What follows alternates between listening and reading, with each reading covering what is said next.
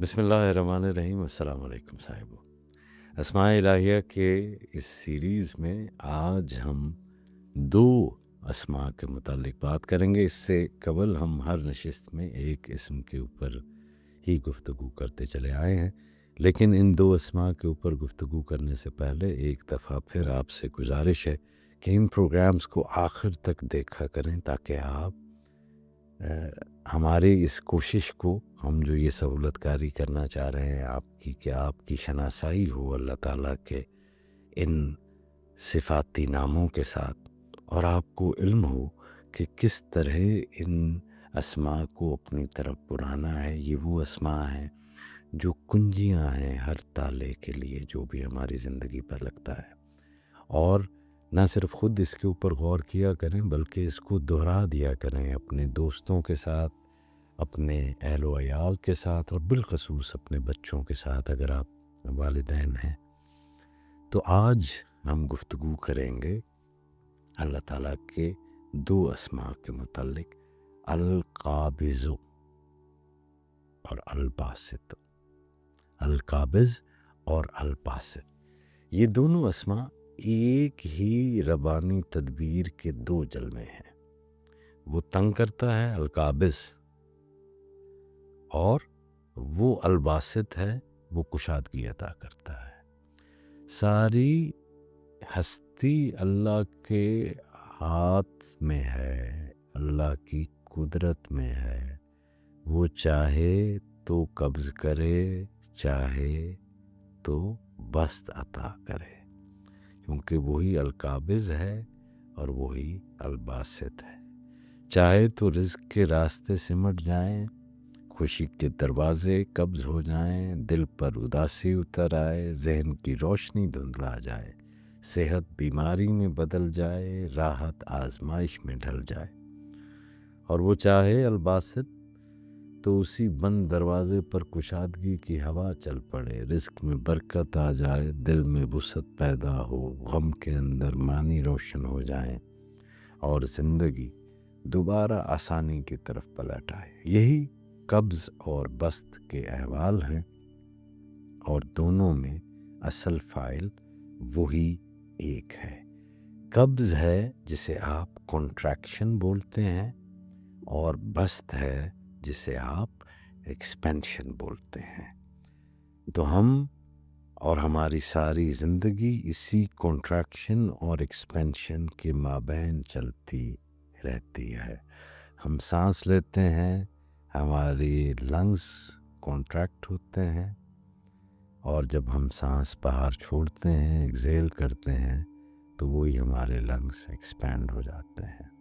ہمارے اندر جو فشار خون ہے وہ دل کے کنٹریکٹ ہونے میں، اس ہارٹ کے آرگن کے اور اس کے ایکسپینڈ ہونے کے اندر ہی چلتا رہتا ہے۔ تو یہ قبض اور بسط ایک دوسرے کو کمپلیمنٹ کرتے ہیں۔ پرندے اڑتے ہیں تو وہ پر کھولتے ہیں، ایکسپینڈ کرتے ہیں، لیکن صرف پر کھولنے اور ایکسپینشن سے ہی نہیں اڑا جا سکتا، وہ کنٹریکٹ ہونا بھی ضروری ہوتا ہے۔ تو یہ کنٹریکشن اور ایکسپینشن جو ہے، یہ قبض اور بسط، اسی کے درمیان ہی زندگی چلتی ہے۔ یہ ایک دوسرے کے مخالف نہیں ہوتے بلکہ ایک دوسرے کو کمپلیمنٹ کر رہے ہوتے ہیں۔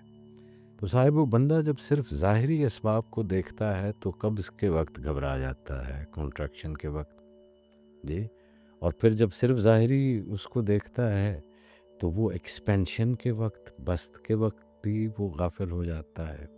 لیکن جب وہ القابض اور الباسط کو پہچان لے، دی کنٹریکٹر اینڈ دی ایکسپینڈر، ان کو پہچان لے، تو پھر اسے معلوم ہوتا ہے کہ تنگی بھی ظلم نہیں ہوتی، حکمت ہوتی ہے، اور کشادگی جو ہے وہ بھی امتحان نہیں ہوتی ہے۔ بعض اوقات امتحان ہوتی بھی ہے، بلکہ دنیا تو ہے ہی امتحان کا۔ تو آپ کی قبض اور بسط دونوں میں ہی کہیں نہ کہیں ایک امتحان جو ہے وہ ہوتا ہے کہ جب قبض ہوا تو پھر صبر کرے، شکوہ نہ کرے، جی، اور جب کشادہ ہوا، ایکسپینڈ ہوا، تو غافل نہ ہو، کبر نہ کرے، شکر کرے۔ تو یہاں ہر حالت تربیت ہے، تنگی آئے تو صبر کا سبق دے، کشادگی آئے تو شکر کا امتحان جو ہے وہ آئے، شکر کو ساتھ لے کر آئے۔ اسی لیے اہل ایمان کے لیے اصل کمال یہ نہیں کہ وہ ہمیشہ ایکسپینشن میں ہی رہیں، ایسا ہوتا بھی نہیں ہے۔ روحانی طور پر بھی، روحانی سطح پر بھی کبھی کبھی قبض آ جاتا ہے۔ وہ قبض آتا ہے تو ہی آپ ایک نئی بست اور ایک نئی ایکسپینشن کی طرف جو ہے ہو جاتے ہیں۔ قبض کے اندر بست رکھا ہوا ہوتا ہے اور بست کی انتہا میں قبض ہوتا ہے، اس کو جانیے۔ قبض کے زمانے خواہ وہ مالی ہوں، جسمانی ہوں، نفسیاتی ہوں یا روحانی ہوں، یہ کنٹمپلیشن کے ٹائم ہوتے ہیں، اس القابض کے ساتھ جڑنے کے ٹائم ہوتے ہیں۔ اس کا ایک اپنا ادب ہوتا ہے، اس کے اندر اپنی ان گرہوں کو کھولنا ہوتا ہے، خاموش ہونا ہوتا ہے، اپنے اندر اترنا ہوتا ہے، اپنے محاسبہ کرنا ہوتا ہے۔ یہاں پر امید کو کمزور نہیں ہونا چاہیے، کیونکہ یہاں پر سوال بڑھتے ہیں، آدمی کو یوں لگتا ہے جیسے زندگی کی راہیں سکڑ گئی ہوں، کیونکہ آپ کا نفس جلدی میں رہتا ہے۔ تو قبض میں جیسے ہی انسان جاتا ہے تو پھر انسان جلدی سے باہر آنے کی کوشش کرتا ہے، لیکن اب وہ ہے قبض میں، جلدی سے باہر آ نہیں سکتا، تو پھر اسے شک پیدا ہو جاتا ہے، وہ کبھی تقدیر کے ساتھ جھگڑنے لگتا ہے، کبھی وہ رب کے ساتھ شکوے کرنے لگتا ہے۔ تو قبض کا وقت اگر ادب کے ساتھ گزارا جائے، یہ کانٹریکشن کا وقت جو ہے اگر ادب کے ساتھ گزارا جائے تو یہی قبض، یہی کانٹریکشن آپ کو طاقت دیتی ہے، آپ کا ظرف بڑھاتی ہے کہ آپ ایکسپینشن کے قابل ہو جائیں، آپ بست کے قابل ہو جائیں۔ یہی وہ لمحہ ہوتا ہے، جیسے وہ پرندے اڑتے ہیں نا، تو جب وہ اپنے پروں کو سمیٹتے ہیں، جب وہ قبض کرتے ہیں تو ان کے اندر ایک طاقت آتی ہے، وہ طاقت جو دوبارہ سے انہیں ایکسپینشن کی طرف لے جاتی ہے، وہ اور بلندیوں کی طرف اڑنے لگتے ہیں۔ تو اس چیز کو ضرور سمجھیں، قبض کے اوپر جب آپ شکوہ کرتے ہیں تو اس قبض کے نتیجے میں حاصل ہونے والی جو قوت ہے اس سے آپ محروم ہو جاتے ہیں۔ ایک تو یہ ہے، پھر دوسرا یہ ہے کہ ایکسپینشن یا بست، رزق، صحت، آسانی، محبت، ایکسیپٹنس، کامیابی، عزت، سکون، یہ بست کے اپنے خطرے ہیں، اور بست کا سب سے بڑا خطرہ یہ ہے کہ بندہ غافل ہو جاتا ہے، اور یہ غفلت اتنی بڑھ جاتی ہے کہ بندہ یہ سمجھنے لگتا ہے کہ یہ سب جو ایکسپینشن ہے، یہ سب جو اس کا پھیلاؤ ہے، یہ سب اس کی اپنی تدبیر سے ہے، یہ سب اس کی اپنی قابلیت سے ہے، یا یہ سب کچھ اپنی اس کی محنت سے ہے، یہ اس کے کمال کا نتیجہ ہے۔ اور پھر وہ لوگوں کو بعض اوقات حقیر جاننے لگتا ہے، بعض اوقات کہنے لگتا ہے کہ تم نکمے ہو، کسی قابل نہیں ہو۔ یہ خطرہ بھی ہے بست کے اندر، اور یہ بڑا خطرناک ہے۔ اسی لیے یہاں پر بست میں شکر کی ضرورت پڑتی ہے، اور شکر صرف الحمدللہ کہہ دینے کا نام نہیں ہے۔ شکر یہ ہے کہ نعمت کو نعمت دینے والے کی امانت سمجھا جائے، اور اس نعمت میں دوسروں کو شریک کیا جائے، اس نعمت کو خیر میں لگایا جائے۔ اللہ تعالیٰ نے اگر آپ کو عزت کی نعمت عطا کی ہے تو اس میں آپ کا کمال کدھر ہے؟ آپ کہاں پر قابل ہیں؟ ہاں، آپ عزت کے اہل تب ہیں، اور آپ کی عزت میں تب اضافہ ہوگا جب آپ لوگوں کو بھی عزت دینا شروع کر دیں، شریک کرنے شروع کر دیں۔ تو جب کانٹریکٹ ہوں تو وہ آپ کانٹریکٹ ہوں، اس کو کہیں کسی اور کو نہیں بانٹ رہا ہے، اس تنگی کو، اس کانٹریکشن کو اپنے تک رکھنا ہے۔ ہم لوگ کرتے کیا ہیں کہ جب وہ کانٹریکٹ ہوتے ہیں تو اپنی انزائٹیز، اپنے فیئرز، اپنے ڈاؤٹس اپنے شکوے لوگوں کے اندر بانٹنے لگ جاتے ہیں. یہ نہیں کرنا ہوتا. اور جب ہم ایکسپینڈ ہوتے ہیں، جب بست کے اندر جاتے ہیں، تو جہاں پر وہ چیز آگے دوسروں کو دینی تھی وہاں پر ہم بخیل بن جاتے ہیں، اور وہ بست صرف ہم خیر اپنے لیے ہی رکھ لیتے ہیں. تو ادب یہ ہے کہ قبض جب آئے تو آپ تک رہے، بست جب آئے تو وہ پھر ایکسپینڈ ہو نا، وہ خیر بانٹی جائے، خیر آگے جائے، وہ شیئر ہو، شکر ہو. ایکسپینشن تکبر نہ پیدا کرے. تو یہ بست کا ادب ہے. اگر یہ ادب پورا نہیں کرتے ہیں تو یقین مانیے کہ قبض سے زیادہ خطرناک ہے ایکسپینشن، کیونکہ یہ غفلت کی ایکسپینشن آپ کو اللہ سے دور کر دیتی ہے. تو قبض اور بست دونوں میں ادب ہی وہ میزان ہے جو بندے کو سنبھالتا ہے. قبض جس کے اندر آپ نے صبر کرنا ہے، جلدی نہیں کرنی، اپنی قوت کو دوبارہ سے مجتمع کرنا ہے، ریسٹ کرنا ہے. قبض اپنی چیزوں کو اپنے تک رکھنا ہے، چاہے وہ اپنے خوف ہیں، اپنی تنگیاں ہیں، اپنی محرومیاں ہیں، جو کچھ بھی ہے اس کو لوگوں تک نہیں جانے دینا. یہ اس کا ادب ہے. بست کا ادب یہ ہے کہ جو کشادگی آپ کو ملی ہے، قبض میں صبر ہے، بست میں شکر ہے. قبض میں اپنے تک رکھنا ہے، بست میں لوگوں میں تقسیم کرنا ہے، مخلوقات میں تقسیم کرنا ہے. تو یہ اس کا میزان ہے، یہ اس کا بیلنس ہے، اور یہ بیلنس ہی بندے کو سنبھالتا ہے. قبض میں ادب یہ ہے کہ زبان سے شکایت نہ ہو،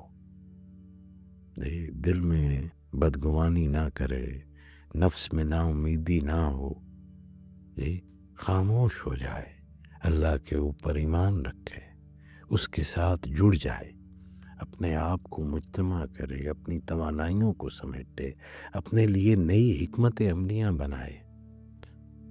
جہاں جہاں پر وہ کمزور ہے وہاں وہاں پر وہ طاقتور ہونے میں اس کا اپنے وقت کو صرف کرے. اور بست میں، ایکسپینشن میں ادب یہ ہے کہ اپنی خوشی و سرمستی میں بدلے نہیں، غافل نہ ہو جائے، نعمت اس کو غافل نہ بنائے. وسعت میں وہ بے احتیاطی نہ کرے کہ لوگوں کو رونتا ہوا چلا جائے. وہ شکر کی حالت میں جائے، وہ آسانیاں تقسیم کرنے میں جائے. تو جو یہ توازن زندگی میں پا لیتا ہے وہ کامیاب ہو جاتا ہے. خیر و شر کے پردوں کے پیچھے بھی اس حکیم رب کی تدبیر ہی کام کر رہی ہوتی ہے صاحبو. اور بندے کا کام یہ ہے کہ اپنے فرض پر قائم رہے، اپنی نیت کو پاک رکھے. تو القابض و باسط کے معنی صرف خارجی حالات میں ہی نہیں ہیں، باطن کے احوال میں بھی ظاہر ہوتے ہیں. کبھی دل پر سنجیدگی، خوف، احتساب اور خاموشی کی کیفیت غالب آتی ہے، تو یہ بھی قبض ہو جاتا ہے. کبھی دل میں سرور اور انشراح آتا ہے، امید اور محبت جاگتی ہے، ذوق پیدا ہوتا ہے، تو یہ بست کی ہے. تو سلوک کے راستے کے اوپر چلنے والے جانتے ہیں کہ یہ دونوں سٹیٹس عارضی ہوتی ہیں. زندگی کے جو یہ پرندہ ہے اس کی یہ دونوں حالتیں ہی عارضی ہوتی ہیں، ایکسپینشن بھی اور کنٹریکشن بھی. جی مقصود یہ نہیں ہوتا، مقصود احوال کا مالک ہے، وہ منزل ہے جہاں تک اس ایکسپینشن اور کنٹریکٹ کرتے ہوئے پروں نے اس پرندے کو پہنچانا ہے. تو اس لیے نہ قبض سے گھبرانا چاہیے اور نہ ہی بساط کے اوپر فریفتہ ہونا چاہیے. حقیقی پختگی یہ ہے کہ یہ دونوں حالتیں انسان کو اپنے حقیقی مقصد رب کے قرب کی طرف لے جائیں. تو عبد القابض کون ہے؟ عبد القابض وہ بندہ ہے جو اپنے باطن اور اپنے حواس کے دروازوں کی نگہبانی کرنا سیکھ لے، وہ ہر اثر کو اپنے اندر داخل نہ ہونے دے، وہ جانتا ہو کہ ہر مجلس، ہر بات، ہر منظر، ہر خواہش، ہر خیال دل کے لیے مفید نہیں ہوتا، ٹھیک ہے؟ وہ اپنے نفس کی ان سرکش خواہشات کو قبضے کے اندر رکھے، جی سختی کرے۔ یہ القابض جو ہے وہ ہے جس کے اندر آپ کا نفس تربیت میں چلا جائے، حد سے زیادہ جو اس کو ڈھیل مل گئی تھی، القابض پھر وہاں پر جو ہے اس کو اپنے قبضے میں لے، اس کو پکڑ لے، جتنا اللہ القابض چاہتا ہے اتنا پکڑ لے۔ اور الباسط، عبد الباسط وہ بندہ ہے جو اللہ کی دی ہوئی کشادگی کو اپنے تک محدود نہ رکھے، اپنے مال میں، وقت میں، توجہ میں، علم میں، عزت میں، اخلاق میں وہ وسعت پیدا کرتا رہے، خیر بانٹتا رہے، لوگوں کے دلوں میں خوشی داخل کرتا رہے، تھکے ہوئوں کو حوصلہ اور امید دیتا رہے، تنگ دل کو وسعت دیتا رہے۔ تو یہ ہے عبد الباسط ہونا، وہ جو معذرت قبول کرتا ہے۔ عبد الباسط تلخی کو طول نہیں دیتا، یہی اس کی بندگی کا حسن ہے۔ تو یا قابضو اور یا باسط کا ذکر باہم پڑھا جائے تو دل کے احوال میں ایک لطیف سی ہارمنی پیدا ہوتی ہے، ایک بیلنس پیدا ہوتا ہے۔ جو لوگ کنٹریکشن کی حالت میں گھبرا جاتے ہیں یا ایکسپینشن کی کیفیت سے چمٹ کر اسے ہمیشہ قائم رکھنا چاہتے ہیں، ان کے لیے یہ دونوں اسما ایک تربیتی میزان ہیں، ایک راستہ ہیں، اور ان کا راز یہ ہے کہ بندہ یہ جان لے سنجیدگی بھی اس کی طرف سے ہے، سرور بھی اسی کی طرف سے ہے، اسی کی طرف سے تنگی بھی ہے، اسی کی طرف سے تدبیر اور کشادگی بھی ہے، اور دونوں حالتوں کا اپنا ادب ہے، اور اس مینر کے اندر ہی ان حالتوں میں انسان کو رہنا چاہیے۔ بعض اہل ذکر نے یا قابضو کو ظلم اور جبر کے مقابلے میں ایک پناہی ذکر کے طور پر بھی ذکر کیا ہے، اور بعض نسبتوں میں مظلوم کے لیے بھی اس کی کثرت کا کہا گیا ہے کہ 900 یا 903 مرتبہ یا قابضوں کا ذکر کرے۔ تو اس میں پہلے بھی کہتا ہوں کہ عدد اصل چیز نہیں ہے، عدد اصل چیز اصل میں آپ کا صدق نیت ہے اور اللہ تعالیٰ پر توکل ہے۔ اسی طرح یا باسطوں کے ذکر کو دل کے انشراح، جب آپ کا دل مٹھی میں آ جاتا ہے کبھی کبھار یا تنگ ہو جاتا ہے، رزق کی وسعت کے لیے اور نفسیاتی دباؤ کو کم کرنے کے لیے یہ مفید ہے۔ اگر بندہ الباسط یا باسط کا معمول بنا لے تو امید ہے کہ اللہ اس کے حال میں نرمی اور اس کے سینے میں وسعت عطا کرتا ہے۔ تو یاد رکھیے، قبض میں صبر اور بسط میں شکر، یہ دونوں جو ہے وہ آپ نے قائم رکھنے ہیں۔ اللہ کریم ہمیں قبض کی حالت میں بھی اپنے حضور میں رکھے اور ہمیں بسط کی حالت میں بھی اپنے حضور میں رکھے، کیونکہ مقصد نہ قبض ہے نہ بسط ہے، مقصد اس خالق حقیقی کا قرب ہے، جی۔ اور ہمیں اس فہم سے آگاہ کرے، روشنائی دے کہ قبض کی حالت کا ادب کیا ہے اور بسط کی حالت کا ادب کیا ہے۔